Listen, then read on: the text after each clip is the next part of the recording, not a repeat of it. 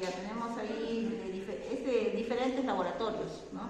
Tenemos de LUSA, de Genfar, después también, pero tenemos de otro LUSA, de Portugal, ¿no? Entonces acá, ¿de dónde procede el medicamento? Laboratorios Unidos, S.A., ¿no? Acá Villa, Villa Rica, bueno, Colombia. Laboratorios Portugal, ¿no? Y Laboratorios Unidos, S.A., igual. Entonces acá ponemos su registro sanitario, el número de lote, la fecha de vencimiento, ¿no? Tal cual como está. En este caso en el medicamento, ¿no? En las tabletas. ¿Qué más? La forma, ¿no? Acá ya no se analiza ¿cómo se llama eso? La caja, ni el inserto, nada, sino de frente el blister, el envase primario, y también de frente la tableta. ¿Ya? Entonces la forma de la tableta, ¿no? ¿Ya? Si es igual, ¿no? El tamaño, ¿no? Si es igual o hay alguna variación en el tamaño, ¿no? Me refiero a que si, por ejemplo, yo estoy analizando el medicamento, este medicamento de acá, de este lote, y desde este vencimiento tengo que revisar 10 tabletas, si las 10 tabletas son igualitas, ¿no? Si las 10 tabletas tienen igual tamaño, ¿no? Si las 10 tabletas son de un mismo color, o de repente alguna es más oscura, o de repente alguna es no es tan oscura, es más blanca, ¿ya? O de repente tiene algún defecto. Todo eso se pone acá. Luego la textura, ¿no? Recubrimiento, si hay erosión, si hay polvo en exceso de repente, ¿no? Si existe alguna marca, ranura, algo que identifique que esté presente en la misma tableta, ¿no? Entonces, por ejemplo, acá, marca, ranura, uniforme en una de las caras. No puede ser de repente que no solamente encuentre la ranura, también encuentre un logotipo impreso en la misma tableta. ¿Ya? Tengo que evaluar si hay roturas, grietas, rajaduras, si hay presencia o no hay presencia. Si existe algún tipo de contaminación, ¿ya? Aroma, olor, ¿no? Bueno, el característico uno pone cuando no siente nada, ¿no? No huele nada. Características físicas, ¿no? Ya, de ahí se pone la forma de la tableta, ¿no? Si de repente son biseladas, sus bordes de repente son con ranura, etcétera, ¿no? Y al final, revisarla, ¿no? Si ha habido alguna observación o no ha habido observaciones. Si ha habido observaciones, entonces no cumple, pues, ¿no? Y si no ha habido ninguna observación, todos son uniformes, entonces sí cumple, pues, ¿no? Ya, eso es lo que ustedes tienen que hacer. ¿Ya? Sería bonito que lo hagan así. Esto se hace la próxima semana. Sí. Pero hay 4 pastillas de paracetamol de diferentes marcas. Sí. Sí. Ustedes por eso les dije, hagan, cada uno debería ser uno. Claro, pues sus 10 tabletas. Cada uno de ustedes debería hacer su medicamento propio. Ahora, si es que consiguen el mismo paracetamol, pero diferentes lotes, sería bueno, ¿no? Porque este es el mismo paracetamol, pero diferentes lotes.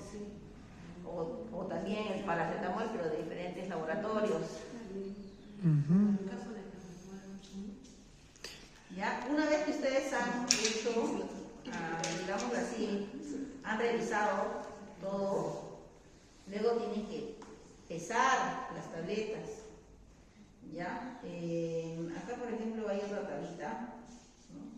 Se han pesado 20 tabletas, pero según, esa es la farmacopea británica, que te pide 20 tabletas, pero la farmacopea de Estados Unidos te dice que solamente puedes utilizar hasta 10 tabletas. Entonces, si tienen 10, mejor todavía nos pasamos a la farmacopea, en tal caso de Estados Unidos. Ya, yo lo hice con 20, ¿no? Agarré, me puse a pesar los 20 y saqué el promedio de las tabletas. ¿Ya? Entonces acá saqué más o menos cuánto debería ser el equivalente para 100 miligramos. Se supone que cada tableta de paracetamol es de 500 miligramos. Si este es el promedio del peso de una tableta, entonces ¿cuánto vendría a ser el equivalente a 100 miligramos? 108.84. O sea, ese es el peso que debe contener 500 miligramos. ¿No? ¿Ya? Entonces, 544, 175 miligramos, que es el peso de la tableta, contienen 500 miligramos de paracetamol. Entonces, para 100 miligramos, ¿cuánto es? Una regla de 3. ¿Ya? Luego se determinó el valor, si no me equivoco, es de desviación estándar. Vamos a ver acá. ¿Pero ese paracetamol era con cubierta o hay unos que vienen así? No se voy a revisar. ¿Cuántos paracetamoles se revisó? Ya, recubrimiento uniforme, dice. Hay unos que vienen con plastiquito, creo, una cubierta. Los tienen que ustedes partir para saber si tienen recubierto. Pues, a simple vista no se ve. Ajá, sí. Pero yo no lo he partido. Son así diferentes. Si el recubrimiento es uniforme, ¿no? Todo eso nomás hemos revisado. Ya. Sí. ¿Cómo sabes si tiene recubrimiento? Partiéndolo, ¿no? Ajá. Ya, entonces aquí si era, acá dice pues desviación estándar, después de desviación estándar relativa, valor de desviación del peso promedio del 5%, valor de desviación del peso promedio del 10%, ya. Entonces todo eso se ha calculado aquí. Este de acá es la desviación estándar, de esas 20 tabletas. Desviación estándar porcentual, ¿no? Desviación estándar de menor al 5%, o sea, esta desviación tiene que ser menor al 5%, o sea, casi cumple, que es 2.08, 1.04, este 0.61, 1.01, todos sí cumplen. ¿Ya? Entonces acá se coloca el valor máximo, el valor mínimo de esos 20 tabletas, igual para cada uno. Luego se saca el porcentaje al 5%. 10%. Ese de ahí es la... Está acá abajo. Ay, perdón. El valor de desviación del peso promedio al 5% y valor de desviación del peso promedio al 10%. ¿Ya? Ya. Y luego al final, una vez que se revisa todo eso, se determina todo eso, te dice acá, ¿no? La especificación de la BP, ¿no? De la británica, dice no más de 2 pesos individuales se desvían del peso promedio por más del 5% y ninguno más del 10%. ¿Ya? Esos valores hemos tenido que determinar de esto, ¿no? Entonces acá el 5% y acá el 10%, ¿no? Entonces se ha evaluado si existe, si hay alguno que de esos pesos se desvían más del peso promedio del 5% y del 10%, ¿no? Y acá todos cumplen, ninguno se desvía.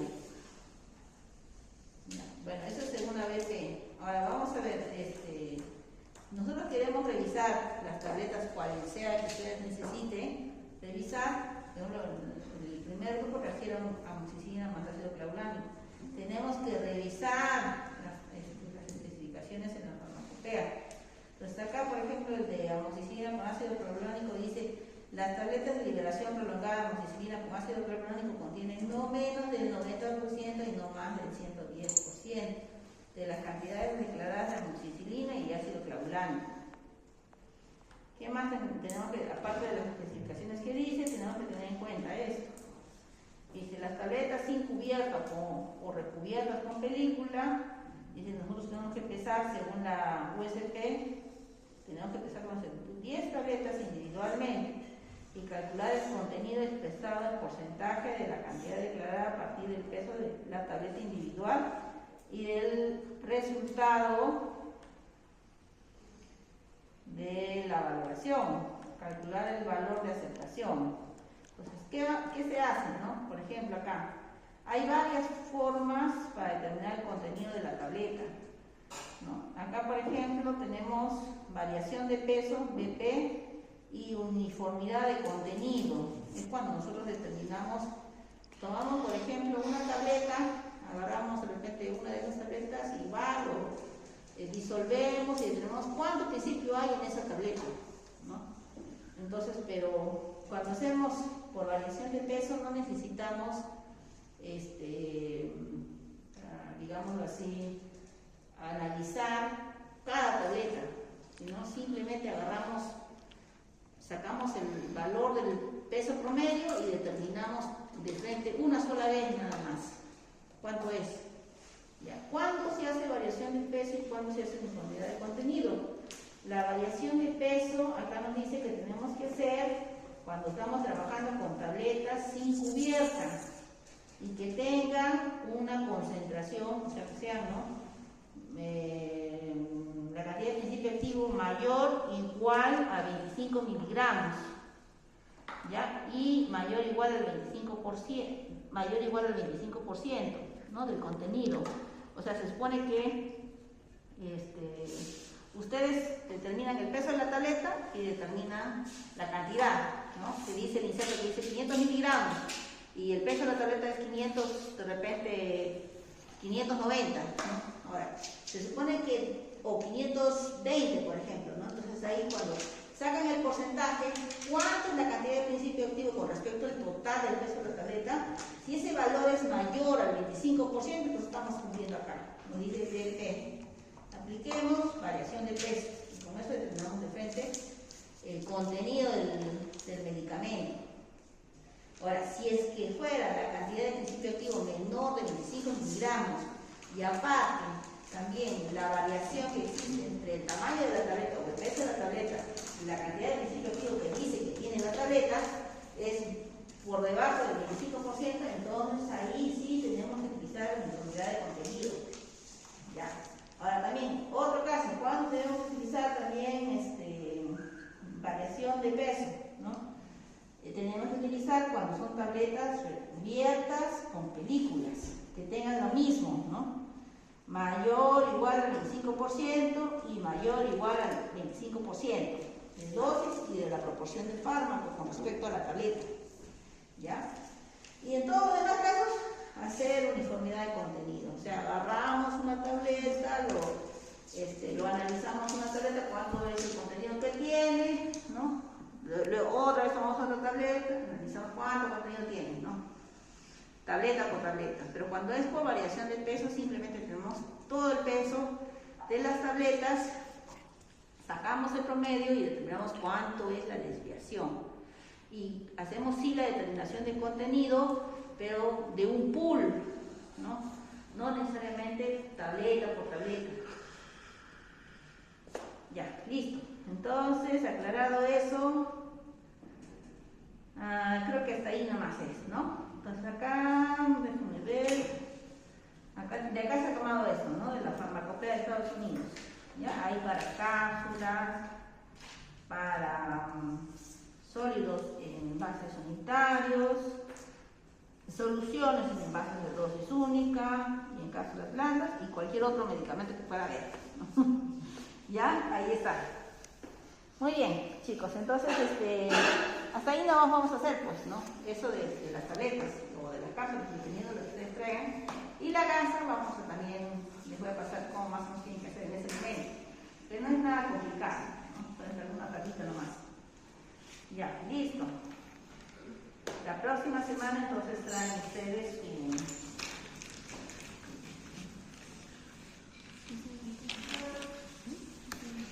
traen lo que vean, ¿no? Ustedes vean, ese sí cumple, sí cumple, sí cumple, sí cumple. Ya, tienen que chequear si es menor al 5%. Porque si es mayor al 5%, ¿qué significa? Que la balanza nos ha fallado, que la balanza está mal y que no está midiendo bien el peso. Ya tiene menor al 5%. Tienen que determinar el valor máximo del peso de cada una de las tabletas, el valor mínimo del peso de cada una de las tabletas. Luego, el 5%, el 10% es en función de especificación de la BP. La farmacopea británica dice no más de 2 pesos individuales se desvían del peso promedio por más del 5% y ninguno más del 10%. O sea, existe, determinan ustedes cuánto sería el 5% del peso promedio. Vamos a ver, el promedio es este. ¿Cuánto sería el 5% de eso? Ya, ese valor se suma al peso promedio, ¿no? Para determinar al 5%. O sea, es como decir el tope, ¿no? Entonces yo reviso mis tabletas, ¿cuáles son las tabletas que superan este valor? Y entonces si veo que son más más de 2 pesos por tableta, que será en color, pues no mucho. Si de repente una, ya pasó, ¿no? ¿Ya? Acá dice que si es que de repente el peso de esas tabletas, yo calculo el 10%, ¿no? Al 10% con respecto al promedio, ¿no? Y ese valor de 10% le sumo al promedio, me sale 598,59. Igualito, cada tableta reviso si superan este valor del 10%.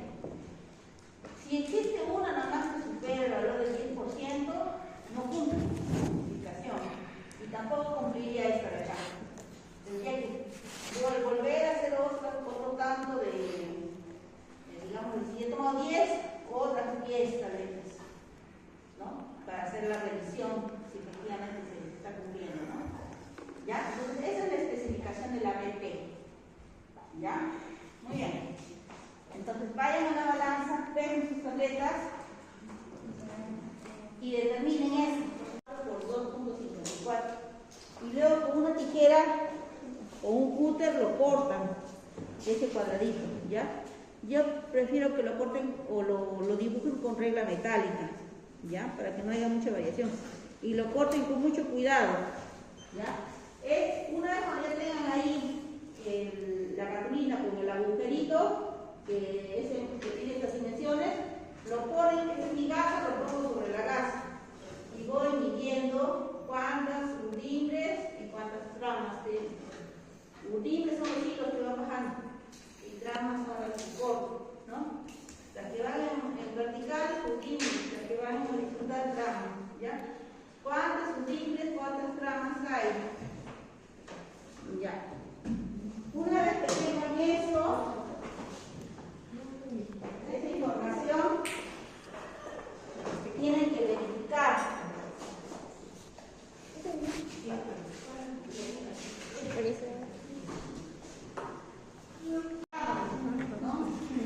¿Cuánto es el metro cuadrado? En la tablita dice que existe una relación entre timbre y trama por metro cuadrado. Dice acá, ¿no? Peso en gramos por metro cuadrado. Ustedes determinen, ya suponiendo este de acá tiene de repente 0.2 metros cuadrados, lo suman todito y determinan, supone que el peso de todo cuánto es el peso que va a registrar la balanza, ¿no? Todos los metros cuadrados chicos que han medido es el peso de la balanza. Entonces, hacemos una regla de 5. Un metro cuadrado, ¿cuánto es el peso que le corresponde? Una regla de 3 y ese peso lo compara con versus los urdimbres y las tramas que ustedes han determinado. Y tienen que corresponder a un tipo de gasa. Chicos, por favor, ¿ya? Revisen a qué tipo de gasa es. Ya si corresponde. Tenemos que pesar esta gasa. Hay hasta el tipo 8. ¿Ya? Ok. Describir los tipos de gas. Ah, sí, sí, sí. Ustedes qué tipos de gas. ¿Para qué se utilizan? ¿Columnas cromatográficas? Sí, son columnas. Esa es una columna cromatográfica. ¿Ya? ¿Eso qué hace? Pues? Es lo que se utiliza en vez de El papel, Por allí, la fase estacionaria. la fase. por allí pasa el líquido. Ahí asciende. Es la fase estacionaria. Por allí pasa el líquido. Entonces. Claro, tiene que pasar. ¿En qué sentido va a pasar? De acá para acá. O sea, ya, ni a las flechitas. En el sentido de las flechas. ¿Ya? En el sentido de las flechas. A ver, estos cabezones. Sí, ahí. A ver, de esos fíjate. triangulitos. Ya, en el sentido de los triangulitos. Ya, en ese sentido se tiene que colocar. ¿Ya? Hay varios tipos de columnas cromatográficas, ya eso ya yo no voy a explicar, eso lo tiene que explicar el de análisis de una carta. Eso, chamba de otro. ¿Cómo se llama? Un ejemplo de columna cromatográfica. ¿Ya? ¿Y cuándo vamos a usar esa máquina? José? Vamos a usarla. Lo vamos a aprender de repente, no como, ¿cómo se llama? Uy, no está la cilindra. Uy, ya se ha hecho, ¿no? Para colocar acá, Se necesita una jeringa, no está la jeringa. Una cajita que tiene su jeringa. Y estaba acá. Bueno, ya lo deben haber guardado. ¿No? Y ahorita que es la responsable. Con esa jeringa se introduce acá en este agujerito. Y acá esto se sube y acá se llena. ¿No? Entonces cuando ya se llena, se sube, se empuja como si estuvieras inyectando, y luego se cierra y esto se llena, ¿no? Entonces tú le dices al equipo, ya, me vas a inyectar, lo que dice acá, pues, ¿no? 10 microlitros. 10 microlitros de la muestra, ¿no? Mientras eso se supone que se está acondicionando, la columna tiene que acondicionarse. Y alguna vez que se acondiciona, le inyectas y sigue corriendo la fase móvil. Y vas viendo, que ahí va detectando, ¿no? El tiempo. La columna se coloca aquí adentro. Acá adentro. ¿En serio? Sí. Es que no se está colocando. Claro. Esto se sujeta. Acá hay uno y acá está el otro. ¿Ya? Este de acá, incluso la temperatura nosotros podemos cambiar. Puede estar de 25 grados centígrados, 37 grados centígrados. Podemos aumentar ya la temperatura. ¿Ya? Entonces, eso no lo vamos a ver de repente al final, ¿no? Pero, ¿cómo se llama? No nos compete en el curso, ¿no? Solamente el fundamento. El fundamento, ¿ya? Ya, chicos. Entonces, bandeja de solventes. Bandeja de solvente. Desgasificador. ¿Descalcificador? Desgasificador. Ah, desgasificador. Desgasificador. Desgasificador. ¿Ya? ¿Este de acá qué es? Este de acá es la llave de purga. Y este es el... Llave de purga. ¿Cómo se dice esto? Inyector. Inyector. Inyector. ¿Ya? Porque ahí se van a combinar. ¿Ya? Este es el horno, que todo está en la columna. El horno. Y este es el gancho. Y este de acá es el detector. Detector. ¿Ya? Este de acá ¿qué es?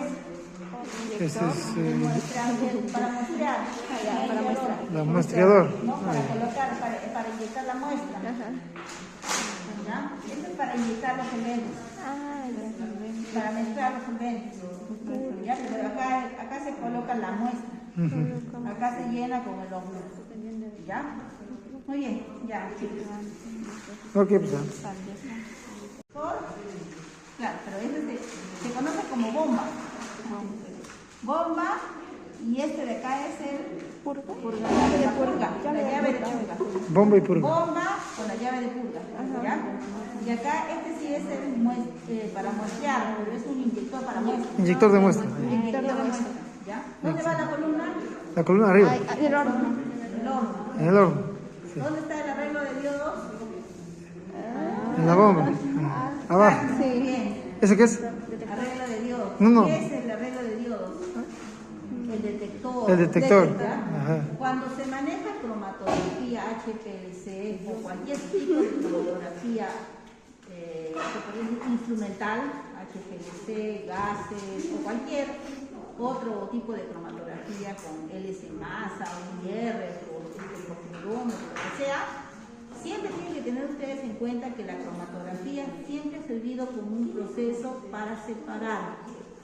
Y el detector es, digamos, como su mismo nombre lo dice, nos detecta la señal. Entonces, en esta cromatografía HPLC juega con los dos, la técnica de separación y la técnica de detección. Combina los dos para poder mejorar la determinación de un analito que se está analizando en una muestra. Puede ser una muestra de un medicamento, puede ser una muestra de repente de un alimento o cualquier tipo de muestra. ¿Ya? Siempre y cuando que sea una muestra orgánica, ¿no? Si fuera una muestra inorgánica, sería complicado, ¿no? Tendríamos que modificar la columna, que es la fase estacionaria, tenemos que modificar, y también los solventes, la fase móvil. Pero el equipo en sí es como si fuera, no sé si ustedes alguna vez han utilizado allá, para el filtrado al vacío Es que o la aspiradora. Ya. Por ejemplo, ya, cuando ustedes aspiran, hacen succión, ¿verdad? Ajá, vacío. Y hacen que, exacto, hacen un vacío. Igual el equipo H3, esta bomba genera ese vacío y hace que, digamos así, los solventes que están acá sean succionados, succionados, como dice el compañero, y pasen por la columna con una presión. Ah, ¿Ya? Ese es lo que es. Y de esa forma, suponiendo si la cromatografía duraba una hora en huir, pues acá se huye en minutos. más rápido. Es más rápido. O si se demoraba 24 horas, acá en minutos sale el cromatograma. ¿Ya? Te separa y te detecta con el detector. Este detector puede variar. Por ejemplo, tenemos detector IR, espectrofotómetro, espectrofluorómetro acoplado, ¿no? Acoplado a masa, ¿no? Espectrofluorómetro, espectrofotómetro, que sería con arreglo de diodos, y IR también, ¿ya? Y en cromatografía de gases es lo mismo, pero en el caso de, por ejemplo, de la fase móvil ya no es agua, no son solventes orgánicos, sino son gases. El gas de hidrógeno, helio, ¿ya? Y la columna, ya no es esta columna que ustedes han visto, es como si fuera un alambre, así parecido al alambre que han visto acá. ¿Como un electrodo? Así delgadito es la columna. Y no es un alambre cortito, es metros. Lo mínimo de la columna cromatográfica en gases es de 3 metros. Puede tener hasta 12 metros largo, ¿no? Entonces va a variar. Ya. Es en caso de gases. Todo lo que, ¿cómo se llama? Va a depender el uso de la cromatografía, o sea, de lo que ustedes van a querer, va a depender de cómo se encuentra la muestra, en qué estado. A ver, si suponiendo tengo una muestra analítica, ¿no? Que de repente permite ser detectado, ¿no? Si la muestra está de repente en solución, ¿no? Si se disuelve en agua, metanol, ¿no? Lo puedo analizar, siempre y cuando sea una muestra orgánica, ¿no? Ahora, si fuera inorgánica la muestra, tendría que cambiar el solvente, la fase móvil y la columna. ¿Qué tal si la muestra de repente es soluble, ¿no? De repente en un solvente orgánico como el alcohol etílico o el metanol, pero rápidamente se volatiliza o se volatiliza con facilidad, ¿no? Es una molécula orgánica. Por ejemplo, los plaguicidas, ¿no? Los plaguicidas, por efecto de la temperatura, porque eso se supone que está en morno, ¿no? Se volatiliza. Entonces no se puede detectar por HPLC fácilmente, porque ya se pierden muestras. Entonces, ¿qué han hecho? Han utilizado la cromatografía de gases, ¿no? Porque ahí se detecta lo que se volatiliza. Todito se quema, se convierte en gas y se detecta por su columna cromatográfica, ¿no? O sea, mejor dicho, se separa en su columna cromatográfica y se detecta, ¿no? Tiene un detector especial a la llama, o si no, un detector, aparte de la llama, es hidruros, ¿no? ¿Ya? Es así parecido al espectro, pero maneja, ¿cómo se llama acá? ¿Cómo se llama? Una celda especial, ¿no? Para detectar muestras gaseosas. Ya, pues listo, chicos. Ya más o menos vamos a hablar de cromatografía, ¿ya? Bandeja de solventes. Bandeja de solventes. Ya, listo. Tú estás copiando. Para que yo sé quién tiene los datos. Por metro cuadrado sumo todo y digo, ya, las gasas, toditas las gasas han pesado tanto. Entonces, 1 metro cuadrado, ¿cuánto equivaldrá en peso? Haces una regla de 3 y determinas los pesos. Y se supone que tiene que corresponder. Pero a esa nosotros cantidad. hemos medido las 5 gasas 5 veces de largo y de ancho. Ya, pues está bien. Ahí sacamos un promedio y ese promedio, ¿qué hacemos con eso? Se supone que tienes cinco veces la gasa has medido, ¿no? Ajá, ese sería Ya. Ahí se supone largo y ancho. Ancho, ajá. ¿no? Entonces, de la primera medición tienes, se podría decir, los metros cuadrados o los centímetros cuadrados. La Ajá. siguiente también tiene sus centímetros. Ajá. Sumas Y saco por los 5. Y de esos 5, se supone que esos 5 centímetros cuadrados corresponden a la masa que has pesado. a la masa. Sí, de la gasa. Y entonces tú dices, ya, esos son los centímetros cuadrados, ahora yo lo transformo esos centímetros cuadrados en metros.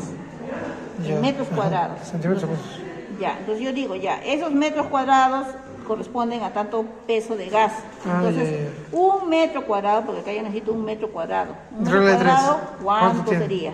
Ah, ya, Ya, ya. determino y me tiene que salir el mismo, ¿no? O dentro de este rango. Ya, si hay alguna variación, no corresponde, entonces tendríamos que ver, de repente no ha empezado bien o algo ha pasado, pero tiene que corresponder dentro de este rango. ¿Estos son los tipos de gasas? Sí, son Ah, 1 ya. hasta el 8. Y de acuerdo a lo que nos salga ya, ahí identificamos. Sí, yo por ejemplo allá me acuerdo que les estaba diciendo en el INS el de tipo 6. Tipo 6. Sí, Tenemos que calcular entonces cuánto pesa un metro cuadrado de la gasa y de ahí clasificarlo. sí, Ah, ya. Ahí. 1 metro cuadrado, porque ahí dice el peso en gramos por metro cuadrado. Ajá. Determinan cuánto, si está dentro del rango. Este de acá es un número de... No, este es cuando el cuadrito es más acá dice, ¿no?